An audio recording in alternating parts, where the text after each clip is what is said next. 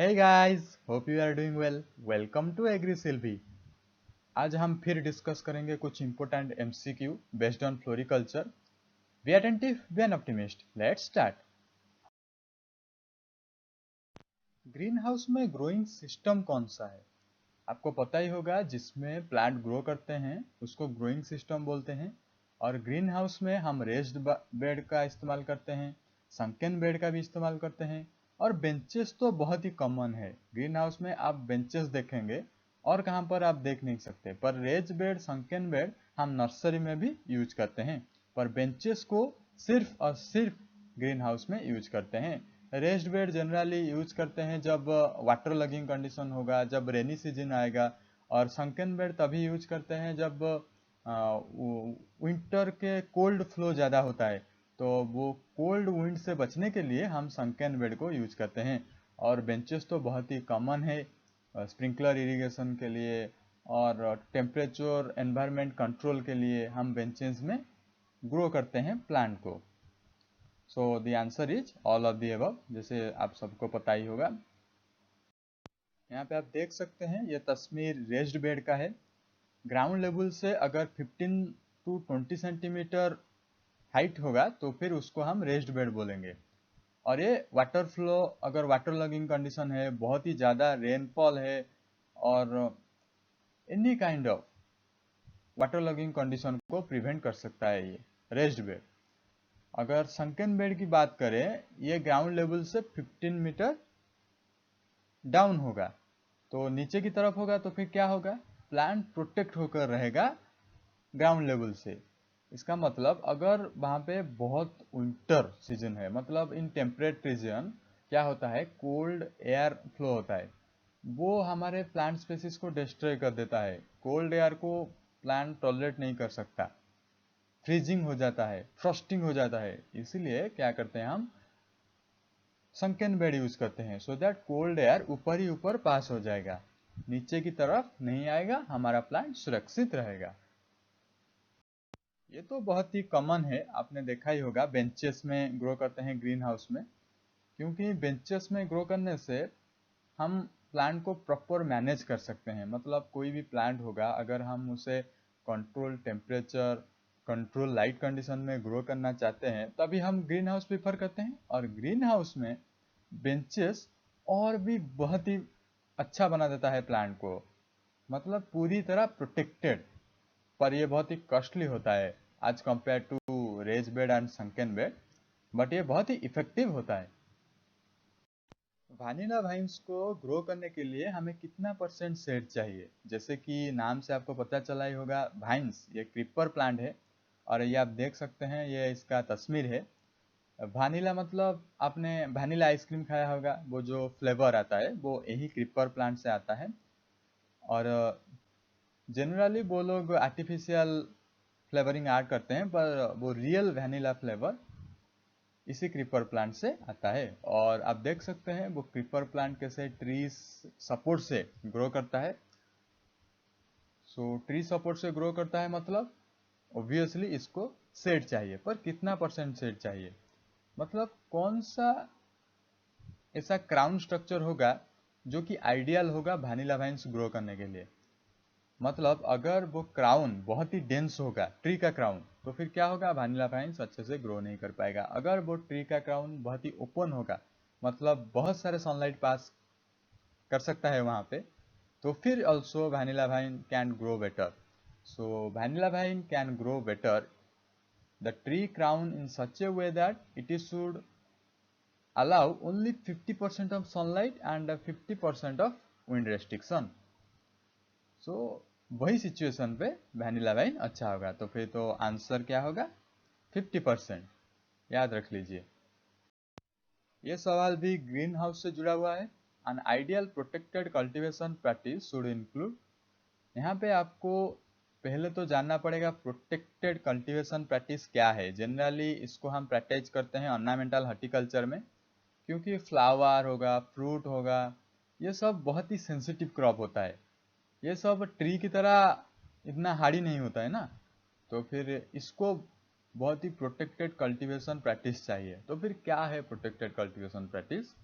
पहले तो मैं बता देना चाहता हूँ इसका answer. Options are solar system, drip and fogger system, bench system, all of the above. Fogger system मैंने आपको ऑलरेडी मेरे पहले वाला एमसीक्यू वीडियो में बताया था। क्या होता है, एक इरिगेशन सिस्टम होता है जो कि वर्टिकली होता है, वहाँ पे वाटर स्प्रिंकल होता है। ठीक है, तो फिर इसका आंसर है ऑल ऑफ द अबव। मतलब तो फिर जानते हैं प्रोटेक्टेड कल्टीवेशन सिस्टम क्या है। मैंने बहुत सारे एमसीक्यू वीडियो देखा है, वहाँ पे मैंने देखा कि lack of explanation. So here मैं आपको पूरी तरह एक्सप्लेन कर रहा हूँ, एवरी क्वेश्चन एवरी ऑप्शन पूरी तरह एक्सप्लेन कर रहा हूँ, सो दैट आप जब एग्जाम में जाए तो किसी भी सवाल का आंसर दे सकते हैं। जैसे कि मैंने बताया आपको, प्रोटेक्टेड कल्टीवेशन प्रैक्टिसेस में क्या होता है, हम पूरी तरह टेम्परेचर, ह्यूमिडिटी एंड लाइट को कंट्रोल करते हैं। सो दैट क्या होता है, हमारा क्रॉप अच्छी तरह से ग्रो होता है। हम पूरी तरह कंट्रोल कर सकते हैं हमारे क्रॉप की ग्रोथ ऊपर। तो फिर ये सब करने का फायदा क्या है, ये हम क्यों करते हैं? क्योंकि this assisted in A healthier and a larger produce. हम बहुत ही ज़्यादा फ्लावर प्रोडक्शन करते हैं, बहुत ही ज़्यादा फ्रूट प्रोडक्शन करते हैं। These are various types of protected cultivation practices. Option में तो 3 है, आपको सारे के सारे प्रोटेक्टेड कल्टीवेशन प्रैक्टिस याद रख लेना चाहिए, जैसे कि forced ventilated green house, naturally ventilated poly house, insect proof net house, shade net house, plastic tunnel, mulching, raised bed, trellising, drip irrigation. ये सारे के सारे प्रोटेक्टेड कल्टीवेशन प्रैक्टिस के अंदर आता है। ये सारे के सारे हमारे प्लांट को अच्छी तरह ग्रो करने में हेल्प करता है। जैसे कि वेंटिलेटेड ग्रीन हाउस, ये तो हेल्प करता है। इंसेक्ट प्रूफ नेट हाउस, मतलब कोई भी इंसेक्ट, पेस्ट, डिजीज अटैक नहीं कर सकता। और शेड नेट हाउस, जिसको शेड चाहिए वो शेड प्रोवाइड करता है। प्लास्टिक टनल, हम इसको डिस्कस करेंगे आगे स्लाइड में। मल्चिंग, मल्चिंग तो आपको पता ही होगा, जो हम सरफेस के ऊपर कुछ डालते हैं, सो दैट टेम्परेचर कंट्रोल होगा, फर्टिलिटी ज़्यादा होगा। ट्रेलिजिंग, ड्रिप इरिगेशन, ये सारे के सारे प्रोटेक्टेड कल्टीवेशन प्रैक्टिस के अंदर आता है। सिटी पार्क में एक रिजर्व एरिया होता है गेमिंग करने के लिए, उसको क्या बोलते हैं? ये सवाल अर्बन हॉर्टिकल्चर से जुड़ा हुआ है। तो फिर एक बहुत ही आसान सा सवाल है। The answer is pleasure ground. It's very simple, but we will discuss about pleasure ground. पहले तो पार्क को हम बोलते हैं लंग्स ऑफ द सिटी, ये चीज आप याद रख लीजिए। पार्क होता है lungs of city, and a small city park में have area anything between 5 and 100 hectares. Means a city park may be around 5 to 100 hectares. Small city park, less area. So pleasure grounds, then आते हैं pleasure grounds पे। Pleasure grounds is a category of city park which have large reserve area for playing games. जैसे कि हम question में देखें, a restricted swimming pool is also often a feature of a pleasure ground. Means there is also a restricted swimming pool. Restricted swimming pools means swimming pool for swimming, not for purpose of swimming. And in that pleasure ground, children are also playing.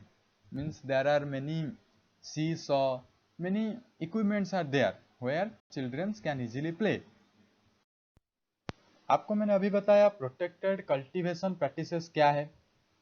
अभी उसका miniature form को देखते हैं। तो फिर इसमें से कौन miniature form of protected cultivation? Shade net और पॉली हाउस और लो टनल्स और glass house. Already we discussed these all are coming under protected cultivation practices, but among these, low tunnels is the miniature form of polyhouse. You can see here plastic low tunnels. This is the miniature form of polyhouse. This protect the plant from rains, winds, low temperature, frost and other verges of weather. Means if there is adverse weather condition, then low tunnels can protect.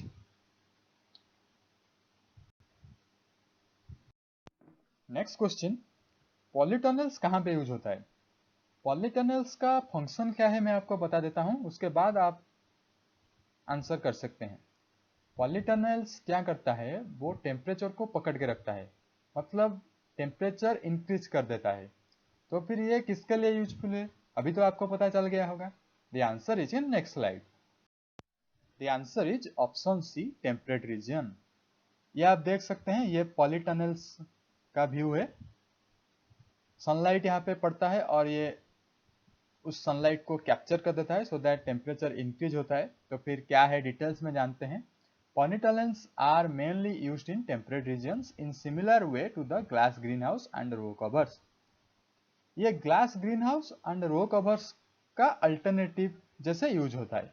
कहाँ पे, temperate region पे, क्योंकि temperate region पे temperature बहुत ही लो होता है।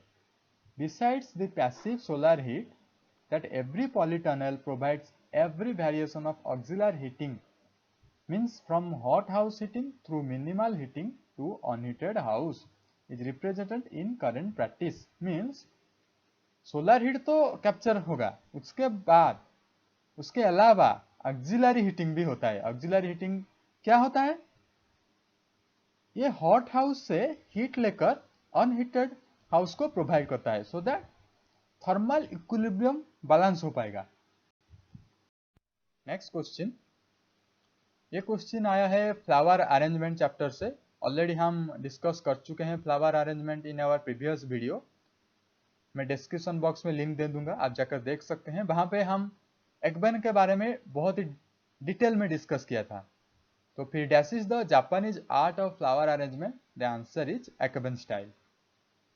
ये क्या होता है, मतलब एकबेन स्टाइल ओरिजिन होता है चाइना से, पर यह बिलीव किया जाता है कि ये इंडिया देन जापान को स्प्रेड किया है from China. Ikebana is believe to have seen introduced conceived by Buddhist monk सेमू। ये स्टार्ट हुआ था बुद्धिस्ट मॉन्क के लिए, क्योंकि चाइना बुद्धिस्ट प्लेस है। इंडिया में बुद्धदेव जन्म हुए थे, पर उनका सारे उर्सी प्लेसेस चाइना में है। अगला सवाल आपके सामने, the three main component of ikebana. ये भी एकबेन से रिलेटेड है, फ्लावर अरेंजमेंट से। इसका आंसर मैं पहले बता देता हूँ, हेवन, मैन, अर्थ। पर इसको हम डिटेल में समझना है, क्योंकि एग्जाम में कौन सा वाला क्वेश्चन आएगा हमको नहीं पता। और ये already previous year DDA SO horticulture में आ चुका है, तो फिर इसके लिए बहुत इंपॉर्टेंट बन जाता है। पहले इस स्ट्रक्चर को आप समझिए, इसमें से बहुत सारे कंफ्यूजन आपको क्लियर हो जाएगा। टाई 70 डिग्री एंगल में होता है, सो 40 डिग्री एंगल में होता है, सीन 10 डिग्री एंगल में होता है। ये तीनों के तीनों एक लीनियर अलाइनमेंट है, ये आपको पता होना चाहिए। और डिटेल हम नेक्स्ट स्लाइड में देखते हैं। मैंने अभी आपको बताया कि साइन 10 डिग्री एंगल में होता है, और इसको हम बोलते हैं प्राइमरी लाइन, और ये रिप्रेजेंट करता है हेवन को, क्योंकि ऊपर होता है ना, प्राइमरी लाइन ऊपर होता है साइन 10 डिग्री, अभी आपने देखा प्रीवियस स्लाइड पे। तो फिर इसीलिए हम इसको हेवन भी बोलते हैं। और एक बार, the sign is at least 1 to 1.5 times the height of the container। Means ikebana style में एक कंटेनर होता है जिसमें फ्लावर रखा जाता है, तो उस कंटेनर का एटलीस्ट 1.5 टाइम हाइट जरूर होगा। किसका, साइन का। साइन के बाद आता है सेकेंडरी लाइन, जिसको हम बोलते हैं सू। ऑलरेडी हम डिस्कस कर चुके हैं सू।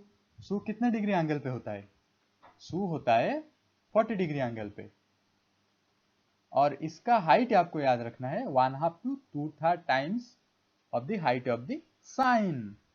Sign 1 to 1.5 of the container, but su is 1/2 to 2/3 times of the height of the sign। सू के बाद आता है ताई, इसको हम बोलते हैं टर्शियरी लाइन, और ये रिप्रेजेंट करता है अर्थ को, और इसका एंगल होता है 70 डिग्री, और इसका हाइट होता है 1/4 to 1/3 times of the sign. ये चीज आपको याद रखना है। साइन, सू, ताई के बारे में तो हम जान लिए, पर उसको टाई करके एक फ्लावर कंटेनर में डाला जाता है। तो उसको टाई करने के लिए क्या यूज होता है, उसको बोलते हैं नेज़्मी। तो इट हैज 3 पैटर्न, नेज़्मी has 3 pattern, that is sign, साइवो, सो। सो इसके बारे में भी थोड़ा जान लेते हैं। हमने पढ़ा था फर्स्ट एलिमेंट ऑफ एकवन स्टाइल क्या है, वो भी साइन है, पर डोंट कंफ्यूज, वो साइन, ये साइन स्पेलिंग सेम है बट चीज डिफरेंट है। वो साइन एलिमेंट ऑफ एकवन स्टाइल है, यहाँ पे हम जो टाई करते हैं वो तीनों एलिमेंट को, उसका एक टाइप्स होता है, वो फर्स्ट टाइप है साइन। तो फिर it is the most common and formal pattern. अगर पूछा जाए आपको एग्जाम में formal pattern of time in ikebana, so आपको क्लिक करना है साइन, और इसका नाम सेम है, मैंने अभी बता दिया। और कौन से फ्लावर में, कौन सा वाला कंटेनर में ये फॉर्मल पैटर्न यूज होता है, it uses flowers and plants in upright container so they grow naturally, means flowers and plants in upright container. आप देख सकते हैं यहाँ पे तस्वीर है अपराइट कंटेनर। देन सायो, सायो साइन से छोटा होता है और ये लेस फॉर्मल डिजाइन है। साइन एक फॉर्मल डिजाइन है पर सायो लेस फॉर्मल डिजाइन है। और यहाँ पे curved graceful lines of stems in upright container, ये भी अपराइट कंटेनर है पर लेस फॉर्मल है। एट लास्ट सो, ये बहुत ही कम फॉर्मल डिजाइन है, मतलब अगर पूछा जाए वेरी लिस्ट फॉर्मल डिजाइन तो फिर आएगा सो। और इसमें अपराइट कंटेनर नहीं है, ये चीज याद रखना है। इस पे आपको ऐसा कंटेनर मिलेगा, horizontal container, okay. And it contain broad sweeping lines created forcing the stem to bend, मतलब यहाँ पे वर्टिकल स्टेम नहीं होगा, अपराइट स्टेम नहीं होगा, यहाँ पे स्वीपिंग स्टेम होगा जो कि बेंड हो सकता है इजीली, ओके। इस वाले स्टेम फ्लावर को हम यहाँ पे अरेंजमेंट करते हैं। Next question, based on aloe polyphylla. Aloe polyphylla एक ऑर्नामेंटल प्लांट है और इसका शेप कैसा है, बस इतना ही इस क्वेश्चन का आंसर है। मैं आपको एलोए पॉलीफाइला का इमेज दिखा देता हूँ, उसके बाद आप आंसर दे सकते हैं। ये आप देख सकते हैं एलोए पॉलीफाइला का तस्वीर। उसके बाद ये तो बहुत ही आसान है, ये स्पाइरल जैसा दिख रहा है, तो फिर answer option A spiral alloy. और ये किस में यूज होता है सबको पता है, एलोवेरा जैसा ही इसका यूज है, मतलब डाइजेस्टिव जूस, एंटीऑक्सीडेंट, ये medicinal plant and aromatic plant में हम डिस्कस करेंगे। नेक्स्ट क्वेश्चन, शिपुरा का फुल फॉर्म क्या है आपको बताना है। अगर आप एक हॉर्टिकल्चर स्टूडेंट है तो फिर आपको ये पता होना चाहिए। शिपुरा का फुल फॉर्म है option B association of breeders of asexually reproduce ornamentals. So ये चीज आपको याद रखना है, एसेक्सुअली ऑर्नामेंटल्स, मतलब शिपुरा is the international community of breeders of asexually reproduced ornamentals and fruit varieties. Not only ornamentals, fruit variety also. And ये कहाँ पे है, ये चीज आपको याद रखना है। कहाँ पे है, हैम्बर्ग जर्मनी, ये आपको जर्मनी में मिलेगा। Who is considered as the first landscape gardener? पहले तो आप लैंडस्केप गार्डनिंग पता होना चाहिए, ऑलरेडी 3-4 वीडियो आ चुका है बेस्ड ऑन लैंडस्केप गार्डनिंग। वहाँ पे हमने क्लियरली डिस्कस किया है landscape gardening, components of landscape gardening, living component, non living component, और how you become a landscape gardener, that we already discussed. Now the answer here, you try to answer is in next slide. और अगर आप इस question को Google करेंगे तो आप बहुत कंफ्यूज में पड़ेंगे। मैं आपका पूरा का पूरा कंफ्यूजन क्लियर कर देता हूँ। The answer is in text book is option A Henry हरोर, और ये उनकी तस्वीर है। पहले लैंडस्केप गार्डनर, बहुत सारे लैंडस्केप डिजाइन ये कर चुके हैं। अगर आप गूगल करेंगे, अगर आप गूगल स्कॉलर में सर्च करेंगे तब आपको आंसर मिलेगा हम्फ्री रेप्टन, वर्ल्ड के पहले लैंडस्केप गार्डनर। तो फिर पहले तो अगर ऐसा वाला क्वेश्चन आता है एग्जाम में तो आपको प्रेफरेंस देना है हेनरी हरोर को। उसके बाद अगर ऑप्शन में ये नहीं होगा, उसके बाद आपको फॉलो करना है हम्फ्री रेप्टन को। ओके, तो फिर लैंडस्केप गार्डनिंग क्या है जस्ट मैं बता देता हूँ, डेफिनेशन याद रख लीजिए। The art and practice of laying out grounds in A way which is ornamental और विच इंटीमेट्स नेचुरल सीनरी। मतलब एक ग्राउंड होगा, उसमें कुछ भी नहीं होगा, मतलब हम उसको art and practice and science utilise करके हम उसको एक सीनिक व्यू देंगे, एक ऑर्नामेंटल व्यू देंगे, तभी आपको बोला जाता है लैंडस्केप गार्डनर। ऑलरेडी रोज का वीडियो मैं बना चुका हूँ, वहाँ पे वेराइटी, प्रोपागेशन, प्लांट प्रोटेक्शन, रोज कक्षा फॉर बीटिल, बहुत सारे चीज हमने डिस्कस कर चुके हैं। ये बहुत ही आसान सा सवाल है from that power point. So proper time for budding of rose, budding होता है रोज में, एक बहुत ही अच्छा वाला प्रोपागेशन मेथड माना जाता है रोज में। तो ये जनरली होता है onset of winter, so it means you can go to November to February, मतलब जब विंटर सीजन मिडिल में होगा तभी हम रोज का बडिंग करते हैं। क्यों करते हैं, उसका मैकेनिज्म क्या है, वो सारे हम डिस्कस कर चुके हैं हमारे रोज वीडियो में। अगला क्वेश्चन फ्लोरल अरेंजमेंट से, तो फिर name two types of western floral arrangement. Actually there are many types of western floral arrangement. Flower arrangement में हमने डिस्कस किया था eastern arrangement, western arrangement and finally that ikebana style, all हम discuss किए थे, वहाँ से कुछ सवाल। और ये सारे के सारे 6 टाइप ऑफ अरेंजमेंट हैं वेस्टर्न फ्लोरल अरेंजमेंट में। यहाँ पे सबसे इम्पोर्टेंट अगर मैं मानता हूँ होगर्थियन कर्व में, क्योंकि ये सारे के सारे एग्जाम में देखने को मिलता है।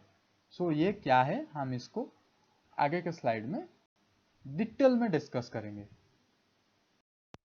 ये बहुत ही अच्छा सा सवाल है, बहुत सारे बच्चे कंफ्यूज हो जाते हैं पेरेनियल, एनुअल, बायनियल फ्लावर में। मैं तो इसको बहुत ही अच्छा सा सवाल मानता हूँ। जैसे कि मेरीगोल्ड, मेरीगोल्ड एक एनुअल फ्लावर है, पर ये सेल्फ सोइंग होता है, मतलब जो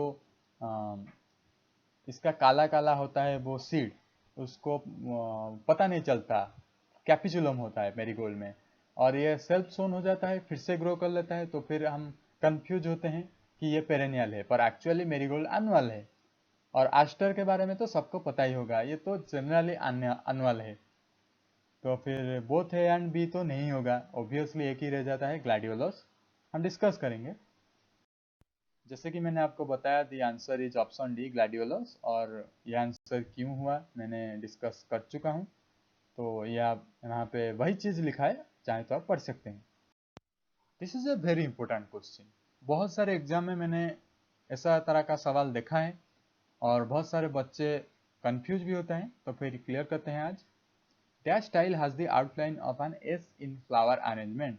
पहले तो मैं बता देता हूँ, ये एस वाला फ्लावर अरेंजमेंट होगर्थियन कर्व है, पर ये किसका अंडर आता है, ये वेस्टर्न फ्लोरल अरेंजमेंट के अंदर आता है, ये सबसे बड़ी चीज है। तो होगर्थियन कर्व क्या है, it is a sophisticated asymmetrical design, क्योंकि यहाँ पे आप देख सकते हैं ये किसी भी एंगल से सिमेट्रिक नहीं लगता, ये एसिमेट्रिक डिजाइन है और ये एस जैसा दिखता है, देखिए एस जैसा।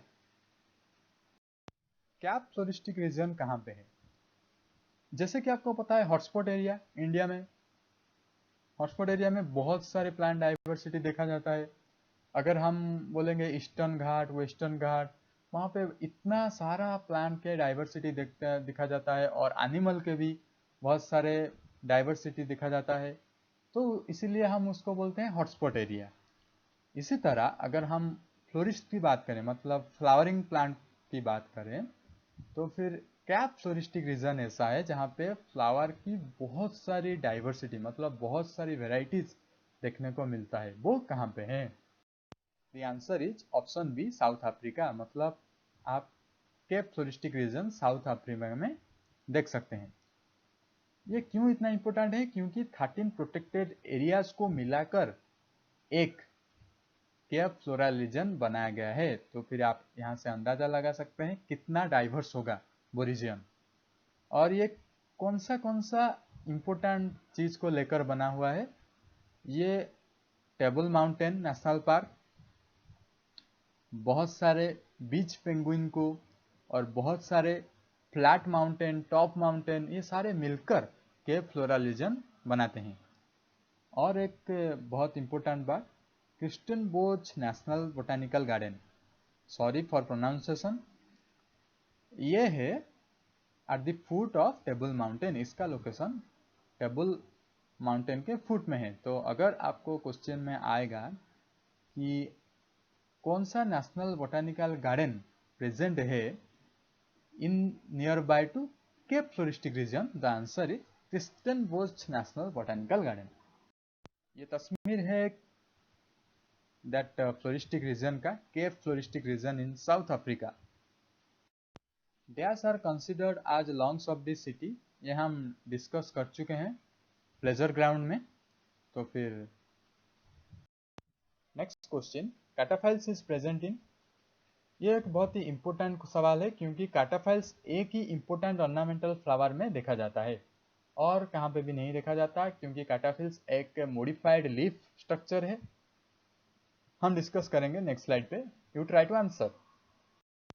सो जानते हैं, option D is gladiolus. Gladiolus में कैटाफाइल्स पाया जाता है। और कैटाफाइल्स होता क्या है, क्योंकि अगर आप देखेंगे ट्रू लीफ तो होता है प्लांट में जो कि फोटोसिंथेसिस करता है, मगर एक cataphyll is a reduced small leaf, मतलब एक लीफ स्ट्रक्चर है बट इट इज रिड्यूस्ड, और ये कुछ स्पेशलाइज्ड फंक्शन करता है। जो भी प्लांट में कुछ स्पेशलाइज्ड फंक्शन की जरूरत होगा वहां पे ट्रू लीव्स मॉडिफाइड हो जाएगा, मतलब रिड्यूस हो जाएगा, स्मॉल हो जाएगा, and it form cataphylls that will help to perform that specific function.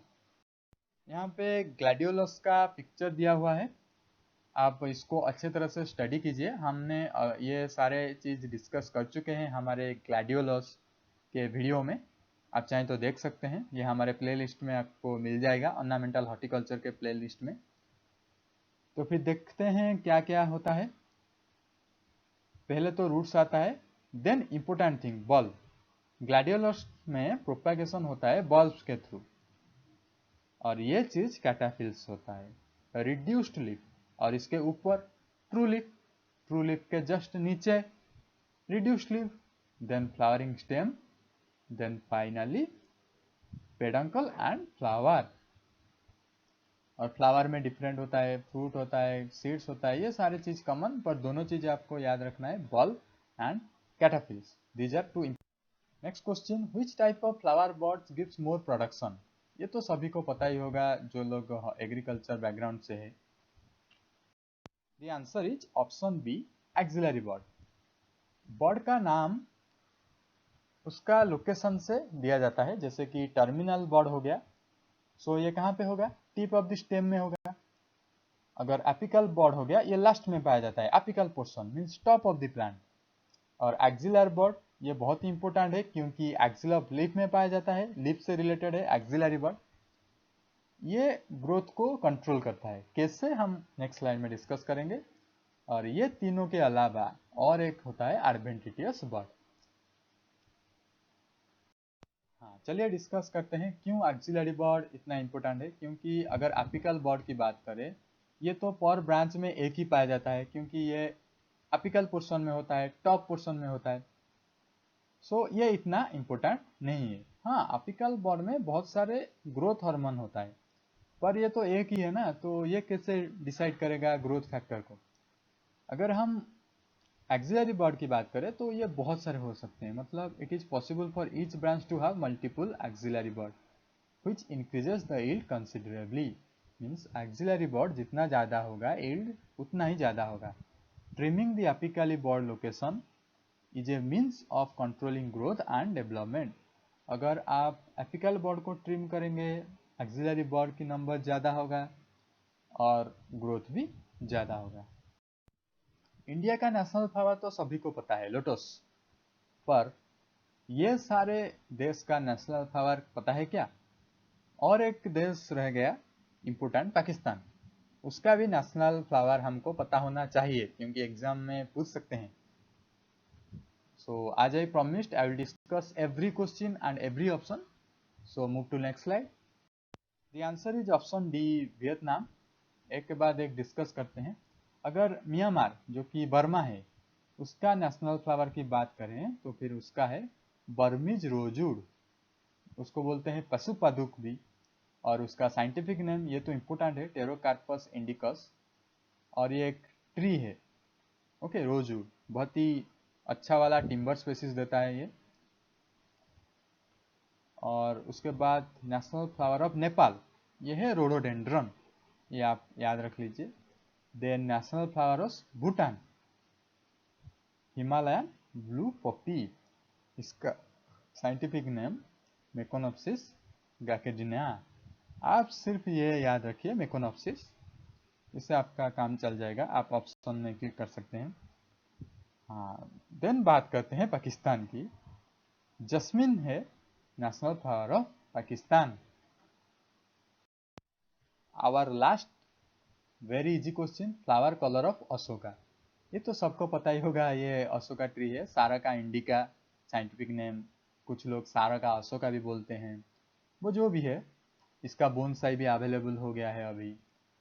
और एक इम्पोर्टेंट चीज़ मैं बता देता हूँ इंफॉर्मेशन के लिए, बुद्धदेव ने जन्म लिए थे अशोका पेड़ के अंडर। ये बहुत ही इम्पोर्टेंट चीज़ें आपको याद रख लेना चाहिए। Buddhadev took bath under the shade of Ashoka tree and he left us under the shade of sal tree. Okay, that is Surya Robusta. और यहीं पे हमारा लेक्चर खत्म होता है। If you have any doubt, go for comment section, comment me, I will definitely answer you. Save tree to save life. All the best for your exam. Thank you.